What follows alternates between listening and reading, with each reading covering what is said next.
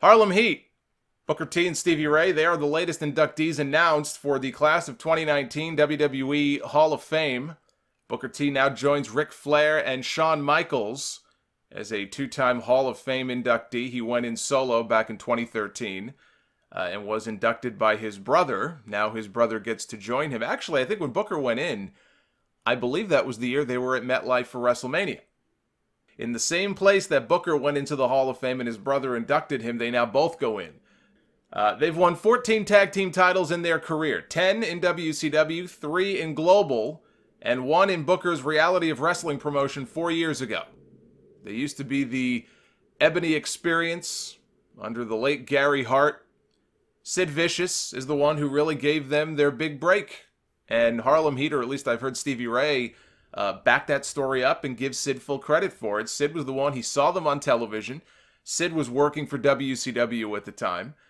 He was the one, again, who got them into the company. And his idea for how to debut them was to have them come in as prisoners, straight out of jail. Sid tells the story, and Stevie backs him up on this. The idea was that the governor at the time, I think the governor of Louisiana, I want to say, as a shoot, apparently was known at that time for being a big gambler. So in storyline, the storyline was that he loses a bet or a card game or whatever to Colonel Robert Parker. You all remember Colonel Robert Parker? If not, he was in WCW as a manager. He was in WWE briefly as Tennessee Lee in the Attitude Era. Did not fit in at all. He looked like a relic from something that you would have seen in WWE when managers were a lot more plentiful than they were even in the late 90s. He looked like someone who would have fit in perfectly in that late 80s, early 90s WWF kind of golden era period. He looked out of place in the Attitude Era, just like they did that whole angle with the NWA. Jeff Jarrett was the NWA champion, and they had the new, what was it, Bombastic Bob and Bullshit Bart or something, the new Midnight Express. It just didn't work. It just didn't work. But he was the good old boy. He was dressed in the white suit. He had the cigar in his mouth. He had the white hat. And so, as part of the storyline, the governor loses a bet to Colonel Robert Parker. And instead of taking the money, Colonel Parker says, look, I have proven how great of a manager that I am with Sid Vicious. I want to prove that I could take two nobodies, two convicts, and turn them into stars. Right? I want to make chicken salad out of chicken shit, is basically the idea of the storyline. Well, enter Booker and Stevie. They were called Kane and Cole at the time. And in their infinite wisdom, when they came out for their debut, in the infinite wisdom of WCW, that is, when these two guys came out for their debut, and I don't believe this ended up making television because the Turner folks flipped the fuck out, and rightfully so, and there's no footage of this anywhere. But you have Booker and you have Stevie walk to the ring in chains. And their prison uniforms. So like when Nails debuted in WWF and beat up the Big Boss Man, he was still wearing his whole, the orange jumpsuit with the prison number on it. Which I always wondered why, if he was released from jail, they had all these vignettes on television for weeks and weeks and weeks saying, Boss Man, I'm getting out soon. If he's getting out, why would he be wearing his whatever. So anyway, I apply too much logic sometimes to these situations. But these two guys come out in chains with Colonel Parker behind them, cigar in his mouth, crowing about his new boys, basically walking out there like a slave owner right off the plantation.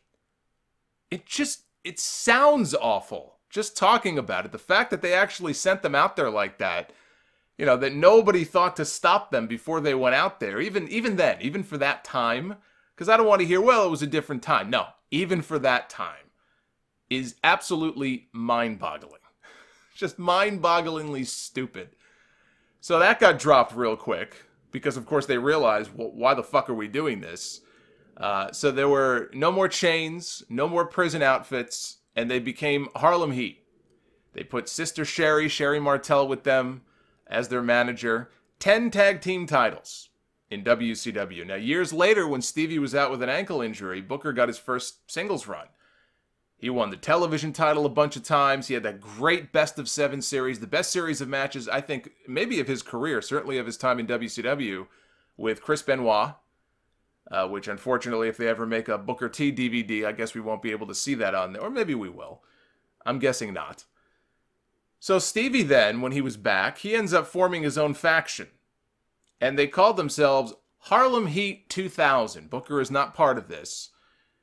So we have Harlem Heat 2000. Anything as a rule of thumb with 2000 in the name, you know it sucked.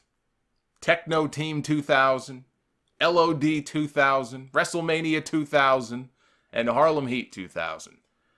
This was the infamous storyline where Booker lost the rights to use the letter T in his name.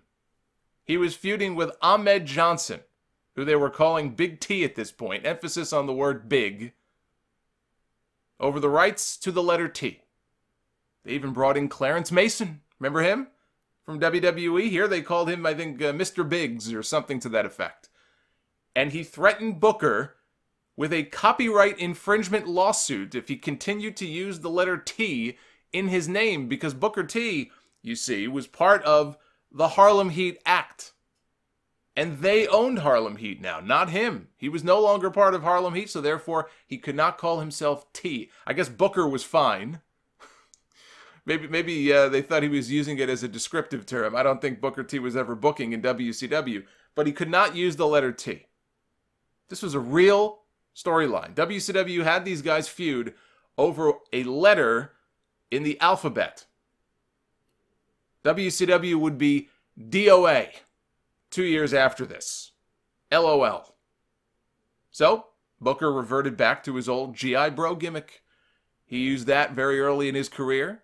He was G.I. Bro for a while, and after all of this nonsense and all of this bullshit, he eventually went back to being Booker T, and he became WCW champion. Now, Stevie, towards the end there in WCW, he did some announcing for them. I actually remember him being pretty entertaining on commentary. He did some announcing. Otherwise, though, when WCW died, he dropped out of the wrestling business. I think he went and maybe started his own business. I know there was some kind of a falling out between Booker and Stevie. I don't know about what. That's between the two of them. But they have since put that behind them. Booker went on to have a very nice run for himself in WWE. And Harlem Heat was a big enough team. I mean, Harlem Heat was successful enough in WCW that I have no issue with them going into the Hall of Fame. What I have an issue with are non-WWE teams going in before teams like Demolition get in, who are not getting any younger. But that's not Harlem Heat's fault. But I was trying to think, is there like a top 5 or a top 3 of Harlem Heat matches that I would want to highlight and tell people these are the matches you got to go back and watch? Honestly, I can't say that there are. I can't say there's any specific Harlem Heat match that stands out to me. I remember some of the matches they had with the Steiner brothers. I remember 1 or 2 matches they had, the big matches they had with the Outsiders. There was one WCW pay-per-view. It had to be Fall Brawl because there were the 2 rings for War Games. But there was a pay-per-view. They had Sherry, I remember in the middle of the match, Sherry and Colonel Parker are in one ring, kissing, like swap and spit. And in the other ring, while this match is going on, the Nasty Boys interfere, and they help Harlem Heat win the tag team titles from Dick Slater and Bunkhouse Buck. And I remember that match sucked. And I don't think that was Harlem Heat's fault. Boy, did that match suck. So I remember that. That's, I guess, a terrible example to give here.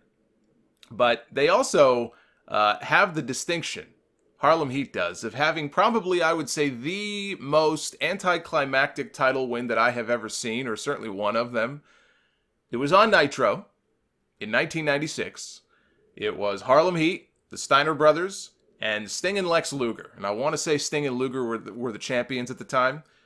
Scott Hall and Kevin Nash, they were doing their deal. This was early in the NWO days where they were still coming out of the crowd, and they would have weapons sometimes. They come out of the crowd with aluminum baseball bats. And as soon as the wrestlers in the ring see this, most of them, they immediately sort of band together and they're turning their attention to Hall and Nash. All of the fans are standing up. What are they looking at? They're looking at Hall and Nash. They're not looking at this tag team title match that's going on in the middle of the ring here. So the ring now fills up even with security. Match is not over. The bell has not rung. There's wrestlers in the ring. There's security in the ring. But in the corner of the screen, you can see Booker rolling up Lex Luger. He schoolboys him because the match is still in progress, and he pins him, and he wins the tag team titles. There's not any reaction to this because nobody is watching this. Nobody is paying attention. Even Tony Schiavone is like, wait, is that it? I think we have new tag team champions. It was such an afterthought. I mean, everything back during that period, the one, I guess, negative, for all the positives you could say about the NWO, and oh, this was so much fun, and it helped WCW win the war for 83 weeks. The problem is that everything back then was an afterthought to the NWO stuff. You'd have NWO guys just randomly interfering in matches. You'd have a match going on, and the NWO guys would come over to the announce set, and the focus would be on them bullying the announcers. You know, this was commonplace. But, of course, that went on for far too long, and it's one thing to kind of, you know, when it first starts happening, it's kind of unique, and it feels like everything's out of control, and it's kind of fun. It feels very chaotic. But when it goes on for so long, it starts to have a negative impact on the product. And this, I'll never forget that. It was such an afterthought. And these guys just won the tag team titles, and then they just left. And it's like it didn't even matter. But as a team, these two had a lot of success. Without that success, I don't know that we get Booker T as the World Heavyweight Champion. You know, that team was a launching pad for his career as a single star. It's what got him noticed.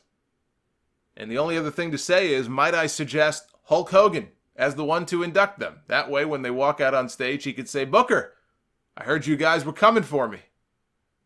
Can't talk about a Harlem Heat induction without acknowledging that promo. I mean, come on now.